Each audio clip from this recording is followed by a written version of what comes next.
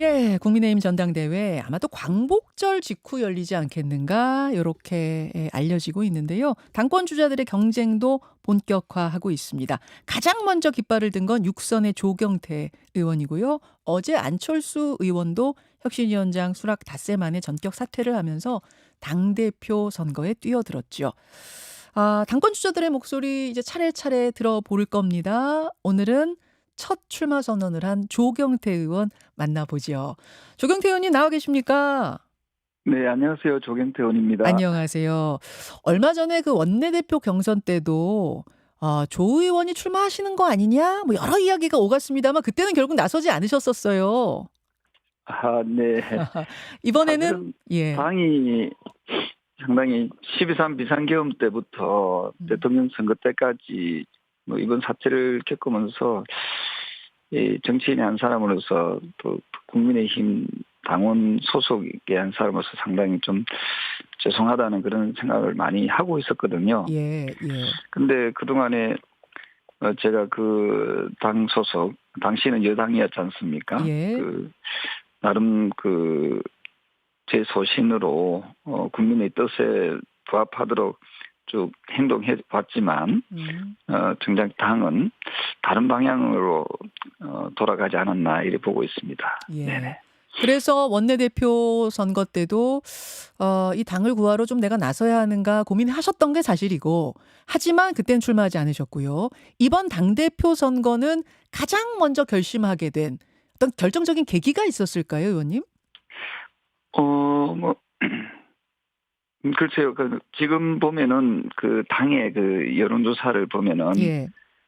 우리 당이 정확하게 표현하면 좀 죽어가는 정당이다 이런 표현이 좀 맞을 것 같거든요. 어. 아직까지도 좀 문제에 대한 심각성을 잘 못 느끼는 것 같고요. 음음. 아직까지 제가 정식으로 출마 선언은 안 했지만 음. 어쨌든 당의 최다선 의원으로서 네. 이 더 이상 무너지는 것을 지켜만 봐야 되는지에 대한 네. 이런 부분에 대해서 좀 안타까움이 아마 저를 여기까지 좀 움직이고 있는 게 아닌가. 음음. 그리고 이제 곧 내년에 지방선거가 있습니다만은 그렇죠. 예. 과연 지금의 야당, 저 국민의힘이 이 정통성을 이어나갈 수 있는 그런 자격이 있는지에 대한 음. 어떤 여러 가지 음. 어떤 성찰을 통해서 네. 그럼 저라도 나서서 네. 어떤 메시지를 정확하게 또 명확하게 내어주는 것이 옳지 않을까 하는 아하. 생각을 합니다. 그래서 사실 원내 최다선이십니다. 6선의 조경태 의원이 지금 공식 선언은 안 하셨다고 했는데 사실상 결심은 하신 거 맞죠, 조 의원님? 네네. 결심은 했고 왜냐하면 이거 오보가 나면 안 되니까요. 오보가 나면 안 CBS가. 되니까요. 예. 공식 발표하는 자리만 안 마련했지 결심하신 건 맞고 그렇습니다. 네네. 근데 어제 예, 말씀하십시오. 말씀 주세요. 네네네. 어 그래서 그나물의 그밥이라는 똑같은 인물들이 나와가지고 음. 과연 국민의힘에 미래가 있는지에 대한 그런 또 주변의 말씀들도 많이 주셨고요. 하여튼 아. 여러 가지 음. 어, 음. 정치인으로서의 그런 무거운 책임감 이것을 음. 느끼고 있습니다. 네네. 예. 그런데 어제 오전에 좀 놀라운 기자회견이 있었습니다. 6일 전에 혁신위원장을 수락했던 안철수 의원이 혁신위원장 자리를 내려놓고 당권에 도전하겠다 이렇게 방향을 튼 거죠. 요 상황은 혹시 예상하셨을까요? 아니요, 저는 왜 그렇게 했을까 좀 의아스러웠거든요. 저는 어. 정치인은 좀 정직해야 된다고 생각하고요. 자기가 한 말에 대해서 정확하게 책임을 질 줄 알아야 된다 생각하거든요. 예예. 근데 안철수 네. 의원이 좀 정직하지 못했다고 보시는 걸까요? 이번에 좀 실망스러웠던 것이 예. 6월 29일 날 뭐라고 표현했는가 하면은 우리가 다시 국민 곁에 서기 위해서는 독립적인 외부 전문가가 주도하는 백서부터 추진해야 된다고 백서를 강조하셨습니다. 맞습니다. 그러면서 김용태 비대위원장의 혁신안에 대해서는 처방전의 진단이 먼저다. 음. 그래서 백서가 완성되면은 그것을 기반으로 혁신이 가능하고 지금 필요한 것은 사초 곧 백서라는 말씀을 하셨거든요. 예예. 그리고 7월 3일 날 뭐라고 말씀하시는가 하면 당내 혁신안에 대해서 인적 쇄신에 대한 내용이 담겨야 한다는 주장에 대해서는 혁신위가 꾸려지면 함께 의논하겠다고 했습니다. 그리고 가장 좋은 것은 만장일치라는 표현을 했거든요. 어허. 그래서 저는 이것은 어제 7월 7일이죠. 예. 혁신위가 꾸려지는 날이거든요. 예. 회의도 한 번 하지 않고 갑자기 사퇴했다는 것은 결국은 제가 가장 싫어하는 것은 절차적 민주주의를 갖다 무시하는 행위거든요. 네. 거기에 12.3 비상계엄을 했던 윤석열 전 대통령도 마찬가지지 않습니까? 그렇죠. 민주적 사고가 결여됐기 때문에 혼자서 독단적인 위헌적이고 불법적인 비상계엄을 하지 않았습니까? 음흠. 그래서 저는 어떤 구성원들이 특히 우리 사회는 민주주의 국가에 살고 있다는 민주의식을 항상 생각을 하면서 정치를 해야 된다라는 생각을 합니다. 그럼 그 말씀은 어제 안철수 의원이 어제 그 기자회견장에서 발언했던 인적 청산 필요하다 이 말에는 동의하지만 왜 이것을 혁신위원회 꾸리고 나서 만장일치로 하겠다라고 본인이 이야기했던 걸 뒤집는 것이냐? 그 약속은 왜 안 지키는 거냐? 그 부분에 있어서는 안철수 의원이 좀 정직하지 못했다 이런 비판을 하시는 거예요? 본인은 그 사초 백서를 먼저 강조를 하셨잖아요. 예. 그다음 거기에 대해서 백서가 나오지 않았지 않습니까? 예. 백서가 먼저다고 하고 느닷없이 저 같은 경우에는 계속해서 불법적으로 위헌적인 비상계엄을 옹호한 세력은 당을 떠나라고 했지 않습니까? 그러셨죠. 예. 예.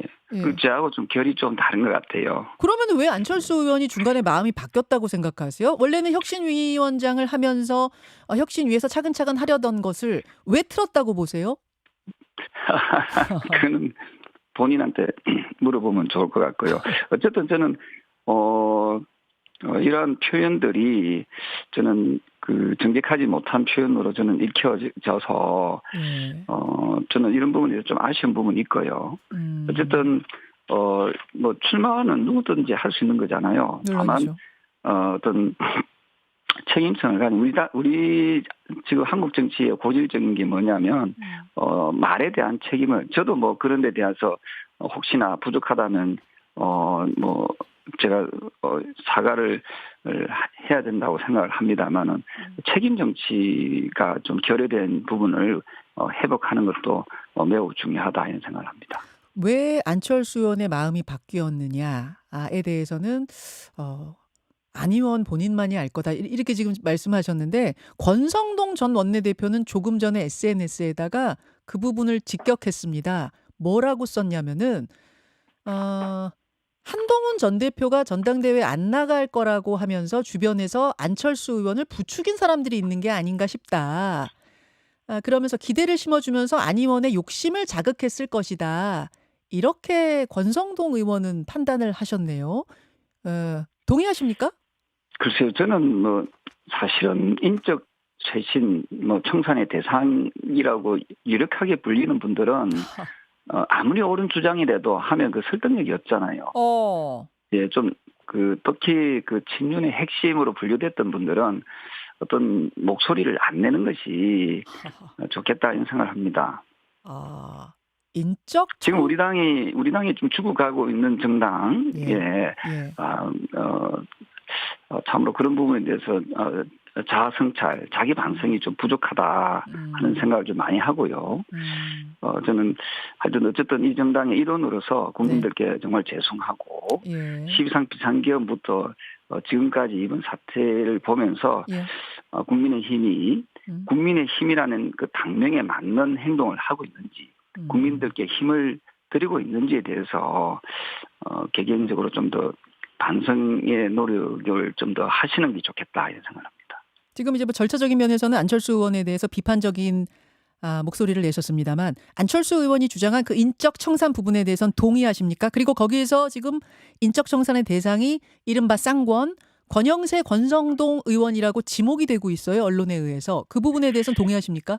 저는 그분들뿐만 아니라 지난 12.3 비상계엄 이후에 또 1월 6일자입니까? 그 한남동 단지로 몰려갔던 의원들이 계시잖아요. 그렇죠. 이분들은 윤석열 전 대통령, 비상계엄을 한 윤석열 전 대통령의 체포영장 집행 저지를 위해서 많은 분들이 가셨거든요. 무려 5명이 맞습니다. 갔는데요. 예, 예. 지금 내란 특검이 진행 중에 있지 않습니까? 예. 네, 이런저런 부분에서 상당히 어떤 인적 청산의 대상이 예. 저는 대폭 늘어날 수도 있다. 저는 그렇게 보고 있습니다. 아, 제가 조금만 더 구체적으로 여쭐게요. 그럼 최소한 그 45명 체포 영장에 항의하러 갔던, 그러니까 윤 전 대통령을 지키러 갔던 그 45명은 모두 인적 청산 대상이다. 이렇게 보신단 말씀입니까? 저는 내란 특검이 어디까지 진행될지는 모르겠지만 예. 저는 우리 당이 국민들이 봤을 때 이제 그만해도 되겠다 할 정도로 보다 강력한 혁신, 강력한 각오와의 단절이 필요하고요. 그리고 그분들이 음. 정말 뼈저린 반성, 뼈저린 사과, 국민들의 사과, 그리고 이선 후퇴 이런 것들이 저는 왜 안 이루어지는지 잘 모르겠거든요. 예. 그래서 이런 부분들에 대해서 예. 국민들께 정말 용서를 구하고 예. 또 일부 핵심 분들은 예. 정계 은퇴까지 좀 선언할 수 있는 좀 그런 우리 당이 좀 살아날 수 있도록 하는데 노력하는 그런 모습들이 자기 희생하는 모습들이 좀 보이지 않았다는 것은 국민들이 그래서 우리 당을 에서 실망을 하고 있지 않는가 이렇게 보고 있습니다. 정계은퇴 얘기하셨는데 핵심이면은 몇 명 정도가 그렇게 해야지 국민들이 이 정도면 됐소, 이 정도면 당신들 반성하는 거요 인정하실까요? 과거 역사를 보면은 친노 세력들이 패족이라고 한 적이 있습니다. 기억나십니까? 기억하죠. 예. 네, 그분들이 최소한 상당히 반성하고 10년 가량입니까? 제 기억이 맞다면 그 정도는 정말 숨죽이며 네. 스스로 패족이라고 하면서 국민들께 반성과 용서를 구하지 않았습니까? 예, 예. 저는 그런 과거의 정신들 그런 부분들이 저는 왜 국민의힘에는 없는지 저는 많이 아쉽거든요. 지금 윤석열 전 대통령이 지금 내란 혐의로 좀 수사받고 있는 거 아닙니까? 네네. 또 여러 가지 혐의로 수사받고 있지 않습니까? 그렇죠. 또 헌법재판소로부터 만장일치로 그것도 8대0이라는 만장일치로 파면되었습니다. 그럼 거기에 책임 있는 분들이 왜 한 사람도 책임을 지지 않습니까? 그분들이 그 당시에는 그것이 소위 의리라고 했었으면은 지금 재판 중에 있는 윤석열 전 대통령을 왜 혼자 외롭게 그들을 둡니까? 같이 가서 함께 해주셔야 되지요. 이런 부분에 대한 용기들이 왜 없는지 또 모르겠네요. 그래서 이런 데 대해서 국민들이 또 국민의힘을 또 지지했던 분들이 실망으로 좀 돌아서고 있지 않는가. 저는 그렇게 보고 있기 때문에 아마 다음에 당대표가 될 사람은 네. 좀 과감한 혁신, 예, 첫째도 혁신, 둘째도 혁신, 셋째도 혁신인데 이것이 국민들이 이제 됐다, 그만해도 되겠다라고 할 정도까지 혹독한 어떤 혁신, 개혁을 해야 되고 그 적임자가 과연 누군지는 아마 국민들께서 잘 판단하시리라 봅니다. 조경태 의원이 당대표 되시면 친윤 패족들 정계 은퇴하라 이 선언 하실 거예요? 제가 어떤 세력을 두고 하는 얘기는 아니지만 분명히 내란 특검이 진행되고 또 다른 특검들이 계속 진행 중에 있지 않습니까? 예. 그렇다면은 거기에 우리 당이 보다도 발빠르게 혁신과 쇄신의 로드맵을 정해야 된다 이렇게 보고 있고요. 그래야만이 우리 당이 살아날 수 있다 이렇게 봅니다. 알겠습니다. 알겠습니다. 언더찐윤 얘기가 자꾸 나와요. 언더찐윤. 요 말이 좀 재미있는데 요 처음에 쓴 사람은 김상욱 의원이더라고요. 국민의힘을 탈당한 지 김상욱 의원이 언더찐윤이 존재한다 이러면서 한 20-30명 되는데 이분들은 바깥으로 드러나는 거를 바라지도 않고 조용조용히 움직이면서 사실상의 실세 그룹이다. 원내대표 선거든 뭐 당대표 선거든 이 영남 쪽의 20-30명 언더찐윤들이 결국 결정을 하는 거다. 뭐 이런 이야기를 하던데 맞습니까? 글쎄요. 제가 뭐 언더 쪽에는 잘 안 가봐서 잘 모르겠는데요. 어쨌든 자신들이 살려고 하는 그런 모습이 아닌가 이렇게 보고 있거든요. 이분들이 뭐 의리로 똘똘 뭉쳐 있는 분들은 아닌 것 같습니다. 그렇다면 아까 말씀드렸던 대로 재판 받으러 나가면 같이 나가줘야 되고 윤석열 전 대통령이 그리고 밥도 같이 먹으러 가져오고 해야 되는데 그러지 있지 않습니까? 이분들이 정교한 조직으로 결합되어 있는 것은 아니라 순전히 자신들의 가오를 덮기 위한 일종의 이익 공동체로 형성되어 있지 않는가 이렇게 보고 있습니다. 알겠습니다. 조경태 의원 만나고 있습니다. 그나저나 조경태 의원이 출마를 결심하면서 그러면 한동훈 전 대표는 안 나오는 건가? 그렇게 서로 교통 정리를 하신 건가? 교감이 있었던 건가? 다들 궁금해합니다. 어떤가요? 글쎄요, 국민의힘의 한동훈 전 대표는 저는 아주 소중한 그런 자산이라고 생각을 하고 있고요. 예. 어떤 형식이든 역할이 있어야 된다 이렇게 보고 있습니다. 이번이 아니면 또 다음이라도 그런 역할이 있으리라고 보고 있고요. 함께 국민의 뜻을 받드는 어떤 정치적 동지로 저는 보고 있거든요. 예. 그래서 나오든 안 나오든 저는 그 뜻을 충분히 존중해야 된다 그렇게 보고 있습니다. 그러면 한동훈 전 대표와 따로 내가 나가겠습니다. 나오십시오. 안 나오십시오. 이런 교감 소통은 없으셨던 거예요? 네, 그런 소통은 굳이 그렇게 할 필요는 없잖아요. 각각 구성원들, 정치인들은 자신의 의지가 저는 매우 중요하다 보고 있고요. 아하. 다만 제가 나오게 결심하게 된 것은 네. 각종 여론조사에서도 나타납니다만 국민의힘이 계속 추락하는 모습, 특히 대구 경북에서조차도 안심할 수 없는 그런 상황을 지켜만 봐야 될지 저는 정치인의 한 사람으로서의 어떤 무거운 책임감으로 우리 당이 몰락하는 이런 과정들을 지켜볼 수 없어서 이런 결심을 하게 됐다는 말씀을 거듭드리겠습니다. 그렇다면 조경태 의원이 출마하셨으니까 한동훈 전 대표는 불출마 확정, 이건 이렇게 볼 문제는 아니란 거군요. 네, 누구가 나오고 안 나오고의 문제가 아니라 여러 가지 부분은 당원들이 현명한 선택과 판단을 하리라 보고 있고요. 지금 나온 이번에 당 대표가 되는 사람은 앞서 말씀드렸던 대로 과감한 혁신을 통해서 당을 살릴 수 있겠느냐 없겠느냐, 그리고 내년 지방선거를 책임지고 승리로 이끌어낼 수 있겠느냐 없겠느냐 그 판단을 받아야 되기 때문에 이게 아주 뭐랄까요? 근하는 그런 자리는 아니지 않습니까? 희생하는 자리라고 저는 그렇게 보고 있습니다. 희생.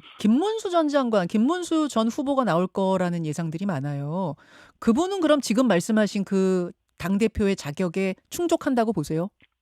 글쎄요, 저는 제가 우리 당이 지금 이렇게 무너지고 망하는 길로 가는 큰 이유는 비상계엄에 대한 처절한 비상계엄을 막지 못한 비상계엄을 이제 막았죠. 우리는 저는 나가서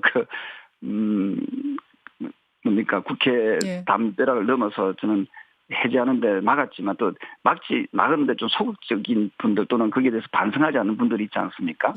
또 탄핵을 또 반대했던 분들 이분들이 과연 나와서 대표가 되었을 때 국민적 지지를 얻을 수 있는지에 대해서는 아무래도 정치를 오래 하신 분들이니까 그 정도의 기초적이고 기본적인 정보적 판단은 할 수 있으리라 보고 있거든요. 아하. 그래서 이번에 당대표는 당을 살릴 수 있는 사람이냐 아니면 이대로 계속해서 무너지게 내버려 두게 하는 부분이 있냐 이런 부분에서 갈리기 때문에 저는 이 부분에 대해서는 본인들의 선택의 판단이라 보고 있고요. 그럼에도 불구하고 내가 나오겠다라고 하면 그건 어쩔 수 없는 거죠. 알겠습니다. 여기까지 오늘 말씀 듣겠습니다. 조경태 의원님 고맙습니다. 네, 감사합니다. 국민의힘 조경태 의원이었습니다. 김현정의 뉴스쇼는 시청자 여러분의 참여를 기다립니다. 구독과 좋아요, 댓글 잊지 않으셨죠? 알림 설정을 해두시면 평일 아침 7시 10분 실시간 라이브도 참여하실 수 있습니다.